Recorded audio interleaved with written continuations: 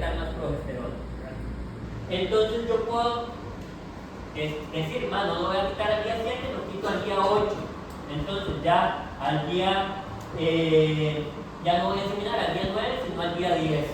Si ustedes ven el cronograma que envié para las visitas, tienen 10 días de diferencia, ¿verdad? Yo sincronizo viernes y de lunes en 8 voy a la finca a inseminar, ¿verdad? Entonces esto es básicamente para acomodar mi horario, ¿verdad? Entonces yo lo puedo quitar entre el día 7 y 8 y por las fechas. Ya el día 9, ya ese ovocito está muy envejecido y ahí me caen las tasas de fertilidad. Entonces ya no se recomienda el día 9 para hacer inseminación artificial a tiempo fijo. Pero podría ser una buena idea, porque esto no es solo para inseminar, esto es la base para otras cosas, como la transferencia de embriones, ¿verdad? Yo ocupo sincronizar las receptoras con la donadora, entonces hago estos protocolos. Si yo tengo un cuerpo lúteo más grande, tengo un folículo más grande, aunque los ovocitos estén crecidos, a mí me importa un pito el ovocito de la receptora, ¿verdad? Pero si me interesa el aceite uterino de él. Esto, día 8, día 9, puede servir para el receptor, ¿verdad? Entonces, volviendo a lo mismo, todo eso no es lógica, a fin de cuentas, todo tiene un sentido, ¿verdad? Entendiendo esto, ustedes lo entienden, ¿verdad? Entonces, aquí ya estamos con los dispositivos y vamos a borrar acá. Entonces, ¿qué se les ocurrió a estos bichillos? A estos bichillos se les ocurrió, ahora vamos a hablar del J-Finch. Esto es un protocolo de proestro prolongado. ¿Qué es el proestro? Es la etapa final del desarrollo folicular. Entonces quieren extender esto. ¿Para qué? Para que el folículo crezca más y tener un folículo que produzca más estrógenos. Y si los estrógenos, entre más estrógenos yo produzca, vean, si ustedes ven acá, regeneración endometrial, esto, receptores de progesterona, ¿verdad? Esto a nivel endometrial, ¿verdad? Entonces, si yo tengo esto, y aparte de eso, voy a tener un folículo más grande que va a ovular un cuerpo lúteo, que va a ovular y voy a tener un cuerpo lúteo más grande, ¿verdad? Me va a hacer mejor ambiente. Entonces, ¿qué pensaron? ¿Qué pasa entonces si yo, en lugar de al día 7, remuevo el dispositivo al día 6? Remuevo el dispositivo y pongo prostaglandina. Acorté la fecha y vean que no estoy utilizando el inductor de ovulación. No estoy dejando que el folículo crezca y se desarrolle. Ese folículo va a seguir creciendo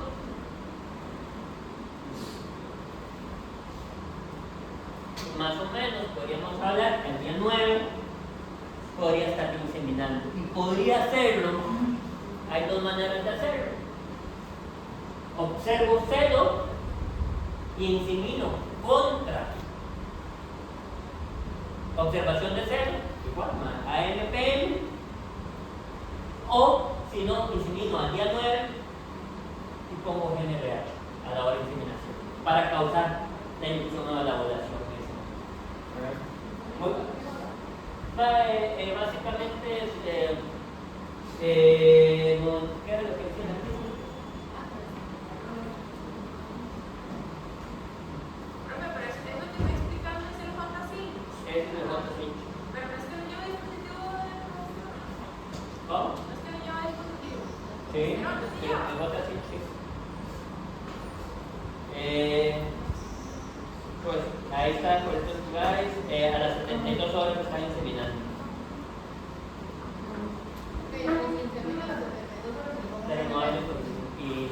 Y ya sea que sea con observación de celo, lo que entra en celo primero, AMPM, y a las 72 horas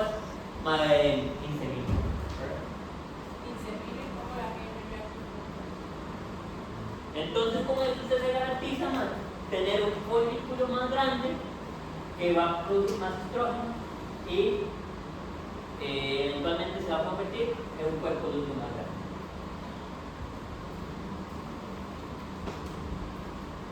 Entonces yo creo que estas son podríamos decir que las 4 variaciones más generales de los diferentes protocolos. Como les mencioné, se pueden combinar entre ellos una presincronización, ¿verdad? Para tener una mejor expresión. ¿Preguntas? ¿Dudas? ¿Quejas? ¿Malestares? ¿No? Vamos a empezar un poco de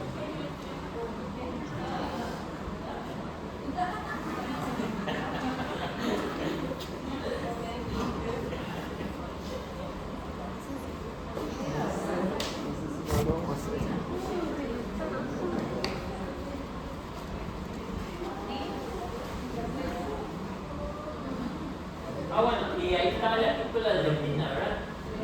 También me parece también muy interesante, porque al fin de cuentas a uno le dicen, es que la condición corporal tiene influencia en la reproducción. Con la leptina uno entiende por qué tiene efecto la condición corporal en la reproducción.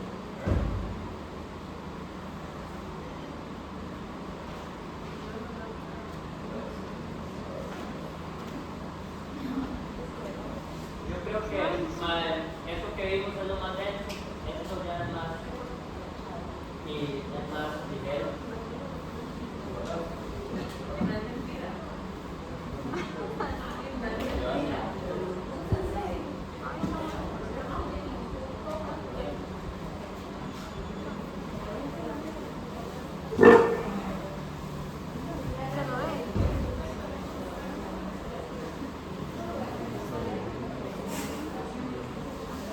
Vale, pero con la bolsa.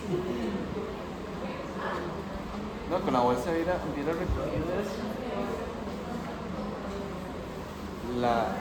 El pan.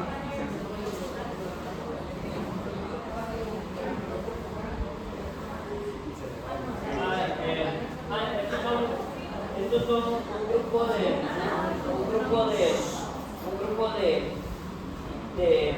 de trabajos que hemos hecho aquí, ¿no? Con respecto a búfalos. Entonces, yo creo que en la próxima hora que es un poquito más dinámico. Esto fue un trabajo que se hizo creo que en 2023. Básicamente lo que pretendimos fue hacer trompas, ¿verdad? Pretendimos hacer trompas, entonces evaluamos varias fincas, de hecho creo que 26 fincas, si no me equivoco, hicimos evaluación ultrasonográfica del tracto reproductivo y describimos cómo estaba la población de hembras en varios países. Entonces, es interesante, yo se lo decía temprano, las peculiaridades de la evaluación reproductiva de las búfalas, yo les decía temprano, que la gran mayoría de búfalas están en un anestro, inclusive ustedes las sintieron, ovarios muy pequeños, donde rara vez uno encuentra un cuerpo lúteo con corona. Entonces, eso hace súper importante el uso de la ultrasonografía. Yo creo que en búfalas no se puede hacer reproducción sin el uso de la ultrasonografía. Yo les hablaba también que si nosotros podemos hablar que una vaca tiene una reserva folicular cerca de 600 o 300 folículos primordiales a la hora del nacimiento, cuando las búfalas tienen cerca de 200.000 folículos primordiales. También es importante mencionar que las búfalas, igual que las vacas, pueden tener diferente cantidad de ondas foliculares. Pueden tener 2, 3 y 1, 2 o 3 ondas foliculares, ¿verdad? Que se van reclutando. Hay un anestro estacional. Usualmente se habla que el anestro estacional es en días cortos, el anestro se da en días largos. La etapa reproductiva es de días cortos. Entonces esta parte es muy interesante porque funciona diferente, por ejemplo, la yegua, que es una reproductora de días largos. Aquí la melatonina, la glándula pineal, produce melatonina por influencia de las horas luz. Entonces, ese aumento de la melatonina tiene un efecto positivo a nivel de hipotálamo. Entonces aumentan la secreción de GnRH. Hay otra cosa también interesante que se habla que la secreción de melatonina tiene influencia, tiene un efecto, o más bien la melatonina tiene un efecto antioxidante. Entonces, los oocitos se ven más viables para la influencia de la melatonina. Entonces, aparte de tener una función a nivel de hipotálamo, pituitario, gonadal, también tiene un efecto a nivel de oocitos. También se habla de la nefrona estacional con nuestras zonas por la disponibilidad del ambiente.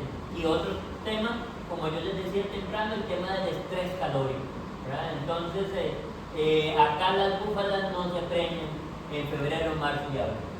Entonces ahí viene el tema el índice de temperatura humedad, el THI, donde al fin de cuentas no es lo mismo estar en un calor seco que un calor húmedo, ¿verdad? Y hay otra cuestión es que en los búfalos la capacidad para termorregular es reducida. Su color negro atrae la radiación, más la densidad de glándulas sudoríparas es reducida, entonces no pueden disipar calor por evaporación, ¿verdad? Entonces, ahí es donde vienen estrategias para mejorar la eficiencia reproductiva, donde son estrategias para controlar el estrés calórico y protocolos de sincronización para manejar el tema de la anemia. Ahí están las fincas que volamos, básicamente fueron 7 fincas a todo lo largo y ancho de Costa Rica.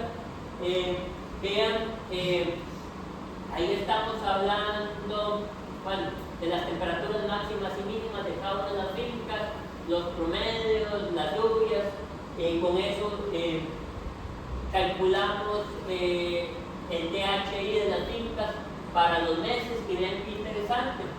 Vean dónde tenemos DHI más altos en cada una de las fincas, ¿verdad?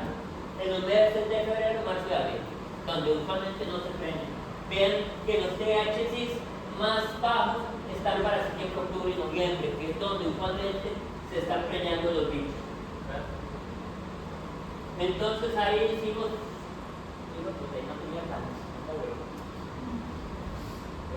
ahí hicimos evaluación ultrasonográfica. También otra de las cosas interesantes es que no hicimos, aparte de la condición corporal, muchas veces se vuelve muy subjetivo, ¿verdad? Entonces, una vez teniendo la sonda lineal en la evaluación reproductiva, empezamos a medir grasa subcutánea a nivel del hombro, ¿verdad? Entonces, ahí correlacionamos la función corporal con el grosor de la grasa subcutánea. Vean la cantidad de días abiertos de cada una de las búfalas, de cada una de las fincas. Pónganse a pensar máximos de 345 días, ¿verdad? Mínimos de 45, promedios de 100 días, ¿verdad? Son 3 meses y pico, ¿verdad? Y yo creo que inclusive por la finca 2, que básicamente eso puede ser 3 por 6, 18, ¿verdad? 6 meses, ¿verdad? Que básicamente tienen que esperar a destetar para preñar. Entonces esto habla de manejos bastante eficientes. Y esta es la parte interesante. Esos bichos los evaluamos y vean qué cantidad de animales estaban ciclando y cuántos animales estaban en la mesa, ¿verdad? ¿Cuál es la eficiencia reproductiva de estos bichos, ¿verdad? Si la gran mayoría está en una mesa, definitivamente, si nosotros los únicos animales que podrían quedar preñados son estos. Inclusive si quisiera hacer un manejo del ciclo estral, ¿verdad? Con progesterona y SG, más solo estos que están en anestro superficial me podrían responder. Estos de anestro profundo, en buena teoría, ni con SG, ni con SAN-SG, ni... No, el porcentaje de preñez que podría yo tener sería muy bajo. Entonces, de los animales podría yo manejar para preñar con estos 34 y estos 24. Estos 34 animales y este 24%.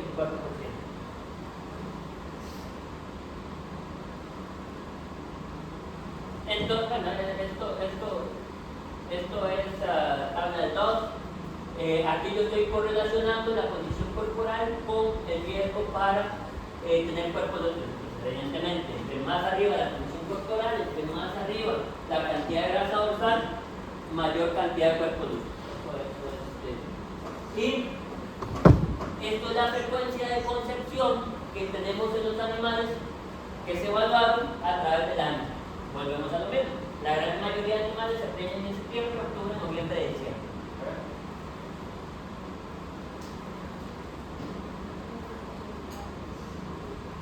Y esto es un modelo de regresión lineal para correlacionar la preñez con el índice de temperatura humedad. Entonces, en mayor el THI, menor preñez. Entre menor THI, mayor preñez. Entonces, esto también nos hizo pensar que la temperatura, la humedad, el estrés calórico es uno de los principales factores que afectan la fertilidad de las bombas de sacar testareras. Entonces, ¿qué generamos? Muchas fincas acá no llevan registros, muchas fincas no saben cuánto parió la búfala, no se da cuenta cuánto se siguieron. Entonces, inclusive mucha de esta información de la concepción fue con los diagnósticos de gestación que hicimos. Entonces, estimamos la edad gestacional, tiramos la edad gestacional para atrás y vemos la tasa de concepción, porque ahí no tenían la fecha de servicio, evidentemente. Es importante establecer medidas en las fincas para el manejo del estrés térmico. Lo que les dije, la importancia de la evaluación del ciclo estral y generar más información para ver qué es lo que se puede hacer.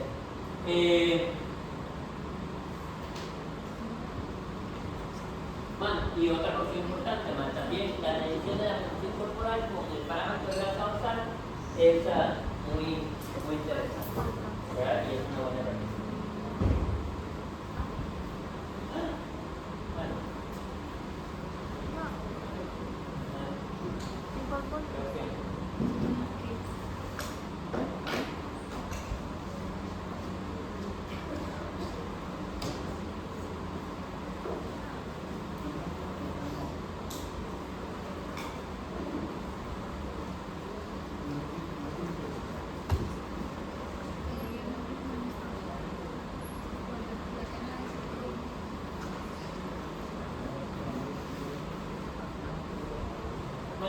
Y esta es otra de las cosas que hemos tratado de hacer, es evaluar un protocolo de sincronización con procesos prolongados, ¿verdad? Esto de J-Cinch tratamos de implementarlo en búfalos a ver qué tal funciona, ¿verdad?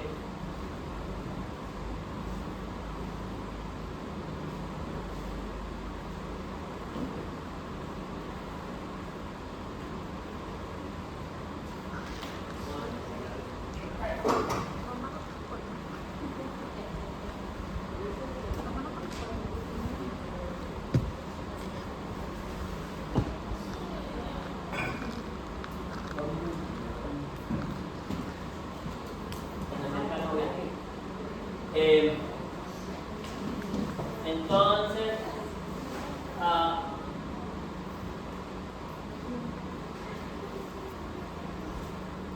volviendo a lo que hemos hablado, En vacunos está muy establecido el desarrollo, la dinámica folicular, ¿verdad? Y con eso se pueden establecer programas exitosos de manejo reproductivo. Entonces, evaluar esto, la dinámica folicular, es importante, para lograr tener suficiente éxito. A diferencia de las vacas, las búfalas no tienen una manifestación de estro clara, ¿verdad? Ellas no tienen ese comportamiento linfómano que tienen las vacas. Entonces, y yo no sé, a mí me queda la duda, yo pensaría que si lo logran tener si la fertilidad fuera la suficientemente buena, ¿verdad? Si tuviéramos las vacas ciclando o las búfalas ciclando, muy probablemente que sí mostrarían sello, ¿verdad? Pero bajo las condiciones que tenemos acá, donde muchas búfalas están en anestro y muy probablemente que las que están ciclando no tengan ciclos tan fuertes, ahí es donde la detección de sello se hace complicado. Entonces, la inseminación artificial con celo observado no es una buena herramienta. Entonces, ahí es donde las herramientas, como la inseminación artificial a tiempo fijo, termina siendo de utilidad.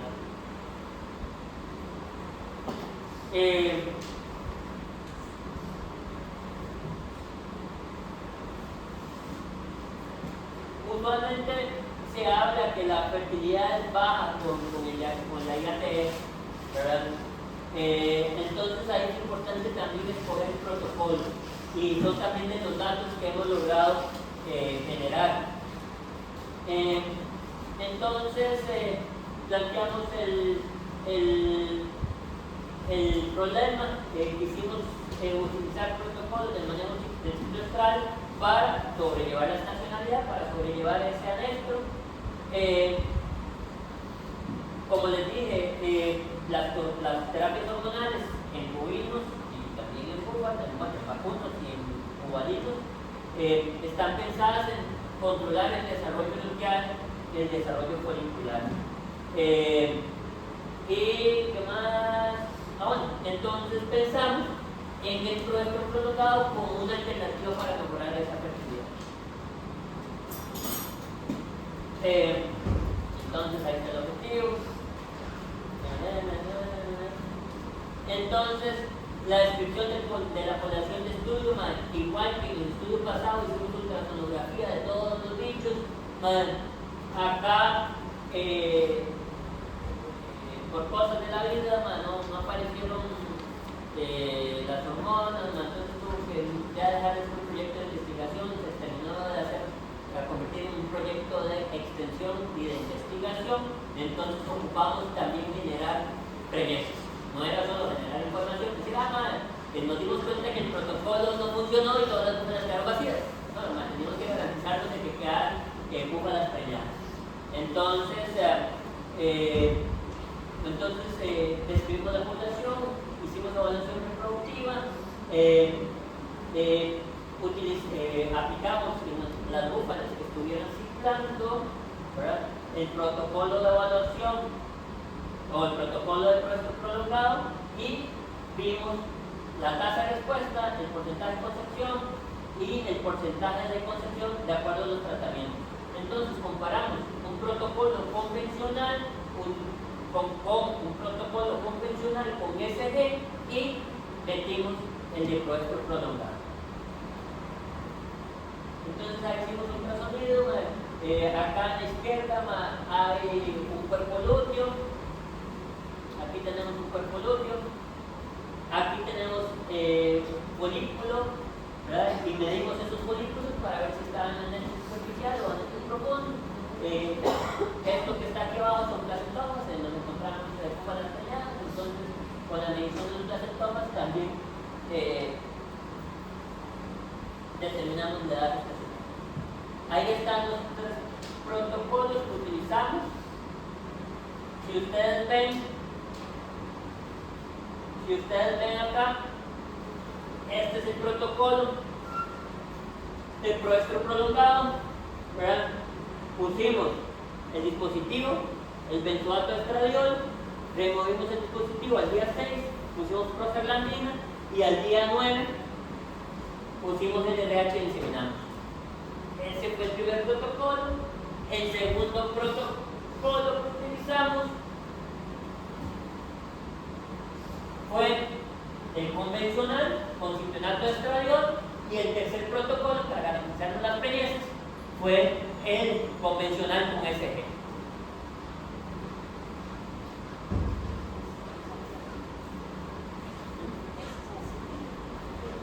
Es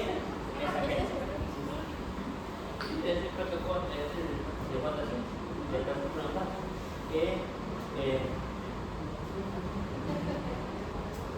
no, es que mal, el J5 es porque el que hizo el protocolo se llama Javier de la Mata. J por Javier. Yo llegué y le puse de 5 por Daniel.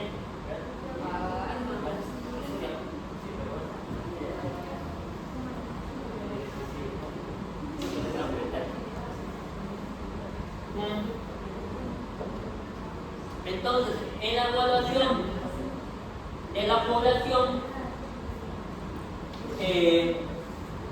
encontramos que evaluamos 385 animales en general, ¿verdad?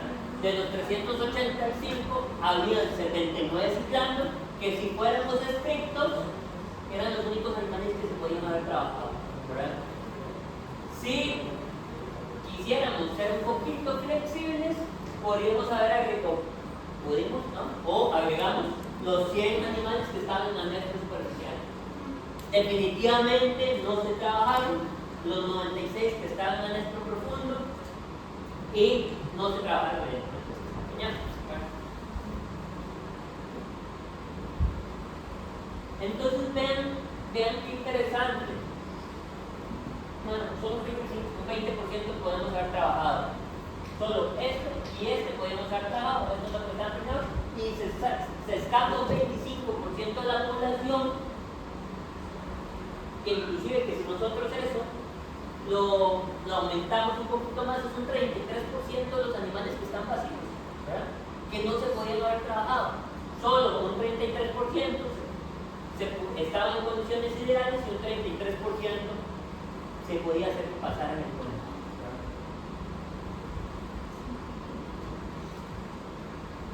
Vean las tasas de respuesta. Vean las tasas de respuesta. Esto es cuando es una tasa de respuesta, un protocolo. Cuando yo llego a hacer la inseminación, yo puedo encontrar un folículo preovulatorio, ¿verdad? Un folículo arriba de 1.2. Entonces, un 94% de las que hicimos con el recinche tenían, y esto no es así en Chile, tenían un 94% las de proceso prolongado, un 84% las del protocolo convencional y un 74% las que tenían el protocolo convencional con SG. Ustedes podrían decir, trabaja mejor, pero trabaja mejor el convencional sobre el SG.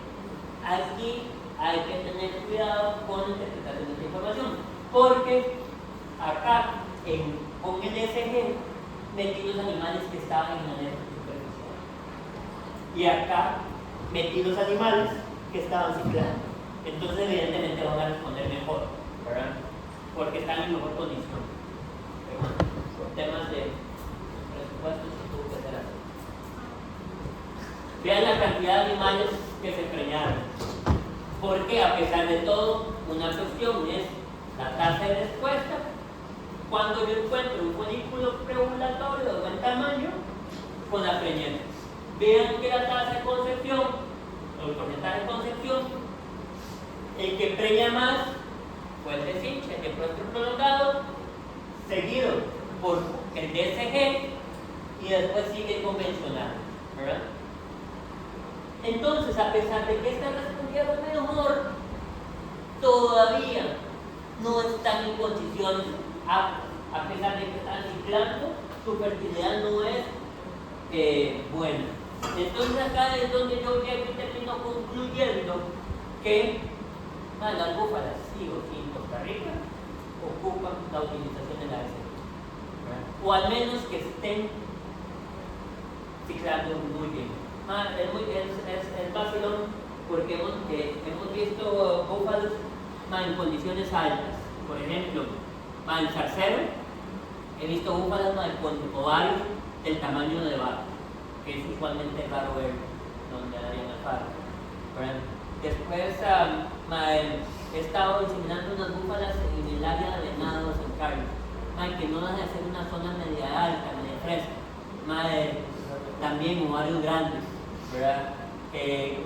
Con una buena respuesta. Ahí no hace falta la ASG, pero en el resto del país, donde tenemos estrés calórico, yo diría que la ASG es necesaria. Y yo creo que aquí esto lo demuestra porque animales que estaban aún ciclando en anestro tienen mejor tasa de fertilidad que animales que no están o que están en ciclando.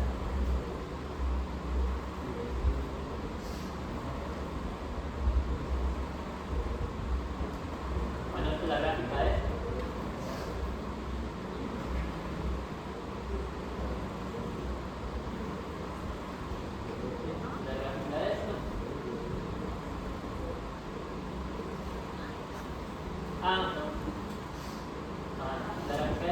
Y esto es considerando únicamente los animales que están ciclando, ¿verdad?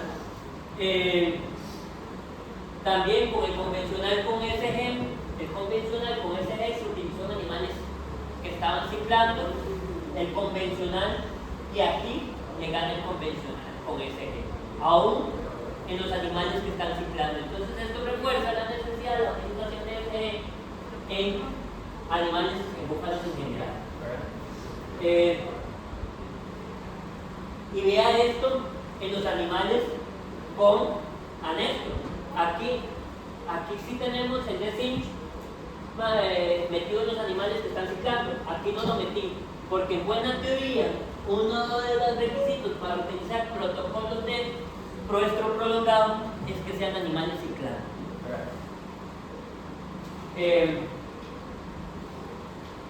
Entonces, aquí en los animales en anestro, vean la diferencia entre lo que es un protocolo convencional con SG y un protocolo sin SG.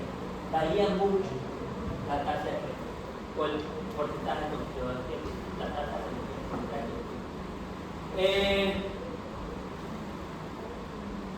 Entonces, la evaluación ultrasonográfica del carácter reproductivo se ocupa huevo el ultrasonido, se encontró una buena tasa de respuesta, el proestro prolongado, y se mejoró la tasa de concepción en el grupo de animales que representaron.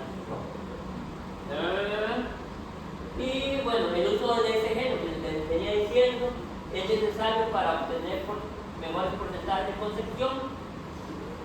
El convencional con SG y el D5 tienen porcentajes de concepción aceptables en la población de estudio y sin duda es importante mejorar las condiciones nutricionales y sanitarias para mejorar la concepción, porque a fin de cuentas también una tasa de concepción, un porcentaje de concepción de un 35 o un 40% sigue siendo bajo. Y esto no es culpa mía, no es culpa del protocolo, es culpa de la vida. Entonces,